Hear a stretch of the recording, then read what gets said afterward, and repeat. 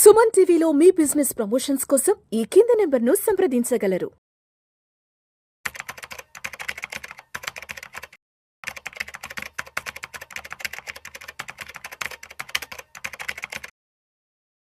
నమస్తే అండి, నేను మీ రేవంత్ చలమల. సో ఇక నుంచి అపార్ట్మెంట్ మెయింటెనెన్స్ మీద కూడా జిఎస్టీ వేస్తాము అని చెప్పేసి ఒక ఆర్టికల్ ఉంది. అసలు కొత్త విషయం కాదు, అది ఎప్పటి నుంచో ఉన్నది. కాకపోతే ఇప్పుడు 7,500 రూపాయలు కంటే ఎక్కువ ఎవరైతే పర్ మంత్ ఒక్క ఫ్లాట్, అంటే ఒక ఫ్లాట్ ఓనర్, నేను ఒక ఫ్లాట్ ఓనర్ అనుకోండి, నేను ఒక నెలలో 7,500 కంటే ఎక్కువ జిఎస్టీ మెయింటెనెన్స్ కట్టేవాని అన్నట్లయితే నా దగ్గర నుంచి కూడా జిఎస్టీ వసూలు చేయాలి అని ఒక పాయింట్ గురించి బాగా సోషల్ మీడియాలో సర్క్యులేట్ అవుతుంది. సో ఈ జిఎస్టీ ఎట్లా వర్కౌట్ అవుతుంది దాని గురించి ఒకసారి మాట్లాడే ప్రయత్నం చేస్తాను. సో 7,500 రూపాయలు మెయింటెనెన్స్ అనేది హైదరాబాద్ లాంటి మహానగరంలో గేటెడ్ కమ్యూనిటీస్ లో చాలా కామన్ గా జరిగేది. ఒక 2000 SFT ఉండేటువంటి ఫ్లాట్ ఒక పెద్ద గేటెడ్ కమ్యూనిటీ అనుకోండి, స్క్వేర్ ఫీట్ కి 4 రూపాయలు 5 రూపాయలు వాళ్ళు యావరేజ్ గా పర్ మెయింటెనెన్స్ ఛార్జ్ అయితే వేస్తున్నారు. అంటే 8,000 రూపాయల నుంచి 10,000 రూపాయల వరకు కూడా మెయింటెనెన్స్ ఛార్జీలు అయితే పడుతూనే ఉన్నాయి. సో బేసిక్ గా వీళ్ళందరికీ కూడా ఇక మీదట భారంగా మారే అవకాశాలు ఉన్నాయా? అండ్ గేటెడ్ కమ్యూనిటీలోనే కాదు, ఈవెన్ చిన్న చిన్న అపార్ట్మెంట్స్ లో కూడా కొంచెం బాగా మెయింటైన్ చేసుకునే వాళ్ళు కూడా ఎక్కువ జిఎస్టీ ఎక్కువ మెయింటెనెన్స్ కలెక్ట్ చేసుకుంటూ కూడా ఉన్నారు. సో ఈ జిఎస్టీ భారం అసలు ఎవరి మీద పడబోతుంది? 7,500 కట్టే ప్రతి ఒక్కరి మీద పడుతుందా? అండ్ దాంతో పాటుగా మరొకటి కూడా సర్క్యులేట్ అవుతుంది. 20 లక్షలు కనుక మీ యాన్యువల్ కలెక్షన్ దాటినట్లయితే, అంటే మీరు ఒక కమిటీ ఫామ్ చేసుకుంటారు కదా, ఆ కమిటీ యొక్క అకౌంట్, మెయింటెనెన్స్ అకౌంట్ లో 20 లక్షల టర్న్ ఓవర్ దాటినా కానీ ఇక మీదట జిఎస్టీ కట్టాల్సి ఉంటుందని చెప్పి కూడా ఒకటి సర్క్యులేట్ అవుతుంది. సో దాని గురించి కొంతవరకు క్లారిఫై చేసే ప్రయత్నం చేస్తాను. కట్టిందంతా వేస్ట్ అయిపోతుందా, మనం దాన్ని క్లెయిమ్ చేసుకునే అవకాశాలు కూడా ఉన్నాయి, ఇట్లా చిన్న చిన్న అంశాల గురించి నేను క్లారిఫై చేసే ప్రయత్నం చేస్తాను. ఫర్ ఎగ్జాంపుల్, ఇప్పుడు మీరు ఉండేటువంటి ఒక అపార్ట్మెంట్ లో ఒక 100 ఫ్లాట్లు ఉన్నాయని అనుకుందాం. ఆ 100 ఫ్లాట్లు యావరేజ్ గా 8,000 రూపాయలు మెయింటెనెన్స్ కలెక్ట్ చేస్తుందని అనుకుందాం. అంటే అప్రాక్సిమేట్ గా 8 లక్షల రూపాయలు మనకి పర్ మంత్ కలెక్షన్ వస్తుంది. సంవత్సరానికి అది ఇంకా దాదాపుగా 1 కోటి రూపాయలు పైనే మనకి కలెక్షన్ అయితే దాటుతుంది. సో ఎక్కడైతే మనకి ఇట్లా 20 lakhs కంటే ఎక్కువ కలెక్షన్ వస్తుందో పర్ యానం మెయింటెనెన్స్ రూపంలో ఒక కమిటీకి, ఆ అపార్ట్మెంట్ లో కనుక 7,500 కంటే ఎక్కువ పర్ ఫ్లాట్, పర్ మెంబర్ అని అంటారు యాక్చువల్గా, per flat per member maintenance collect చేస్తున్నట్లయితే వాళ్ళు ఖచ్చితంగా 18% జిఎస్టీ పే చేయాలని చెప్తుంది. దీని ఇంకో విధానం చెప్తా. ఒకవేళ మీరు ఉండేటువంటి అపార్ట్మెంట్ చిన్నది, కేవలం 10 ఫ్లాట్లే ఉన్నాయని అనుకుందాం. ఆ 10 ఫ్లాట్లో ఉండే వాళ్ళు కూడా కొంచెం బాగా మెయింటైన్ చేసుకుంటున్నారు, లగ్జరీ అంతా ఉందనుకుందాం. కానీ 8,000 రూపాయల దాకా మీరు మెయింటెనెన్స్ కడుతున్నారు అన్న కేసు అనుకుందాం. మీరు 8,000 రూపాయలు మెయింటెనెన్స్ కడుతున్నప్పటికీ ఇక్కడ 10 ఫ్లాట్లో ఉన్నాయి కాబట్టి మీరు జిఎస్టీ కట్టాల్సిన అవసరం లేదు. సో ఇక్కడ 10 ఫ్లాట్లు, అక్కడ 100 ఫ్లాట్లు అనేది పాయింట్ కాదు, ఇక్కడ టర్న్ ఓవర్ ఎంత దాడుతుంది అనేది పాయింట్. ఇక్కడ 10 ఫ్లాట్లకు గాను మహా అయితే మీరు నెల కలెక్ట్ చేసేది 80,000 రూపాయలు, సంవత్సరానికి గట్టిగా 10-11 లక్షల రూపాయల నుంచి అవ్వదు. సో 20 లక్షల ట్యాక్స్ స్లాబ్ దాటలేదు కాబట్టి, అంటే 20 లక్షల టర్న్ ఓవర్ స్లాబ్ దాటలేదు కాబట్టి, ఆ బ్రాకెట్ దాటలేదు కాబట్టి ఇక్కడ మనకి జిఎస్టీ పడే అవకాశాలు అయితే లేవు.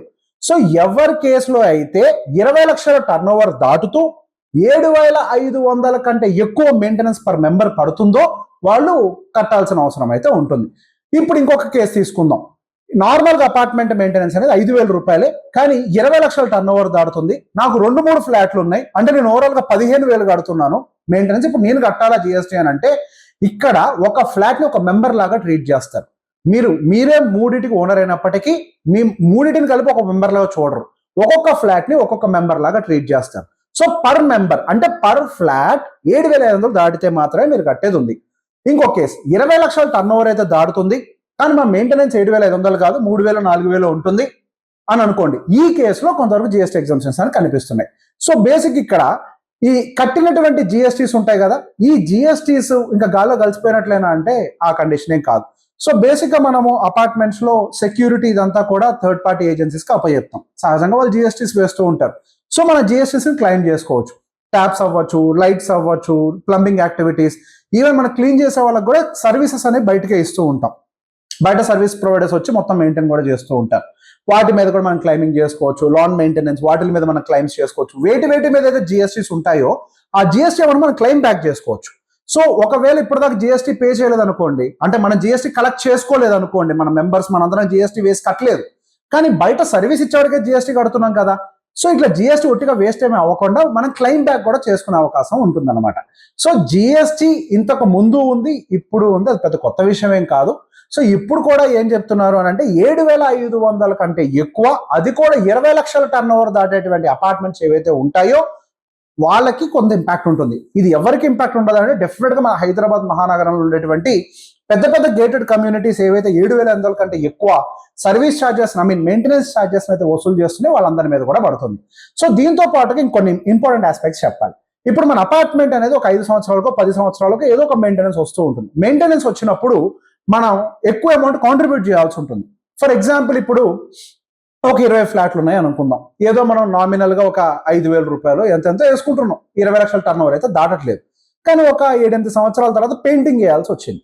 పెయింటింగ్ వేయాల్సి వచ్చేసరికి మనం యావరేజ్ గా ఒక్కొక్కళ్ళు అంటే పెయింటింగ్, లిఫ్ట్ మెయింటెనెన్స్, అదర్ ఇతర సర్వీసెస్ ఇవన్నీ కూడా రావడంతో మన యావరేజ్ మంత్లీ మెయింటెనెన్స్ 7,500 దాటుతూ అండ్ దాంతో పాటు 20 లక్షల టర్న్ ఓవర్ కూడా దాటేసింది అనుకోండి, అప్పుడు మనం జిఎస్టీ పేయబుల్ స్లాబ్ లోకి ఎంటర్ అయిపోతాం.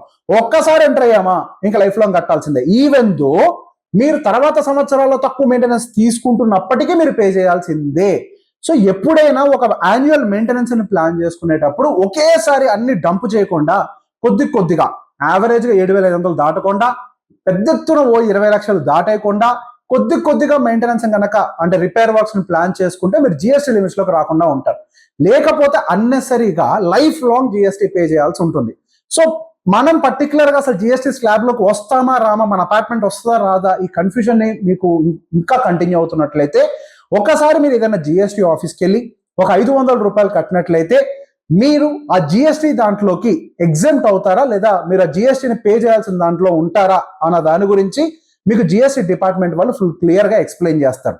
సో ఫస్ట్ అసలు మీ అపార్ట్మెంట్ కి సంబంధించి కొంచెం క్లారిటీ తెచ్చుకోండి. ప్రతి ఒక్కళ్ళు ప్యానిక్ అవ్వాల్సినటువంటి పెద్ద ప్రాబ్లం ఏం కాదు, ఇది చాలా చిన్న విషయం. ప్రతి ఒక్కళ్ళ మీద జిఎస్టీ పడిపోదు.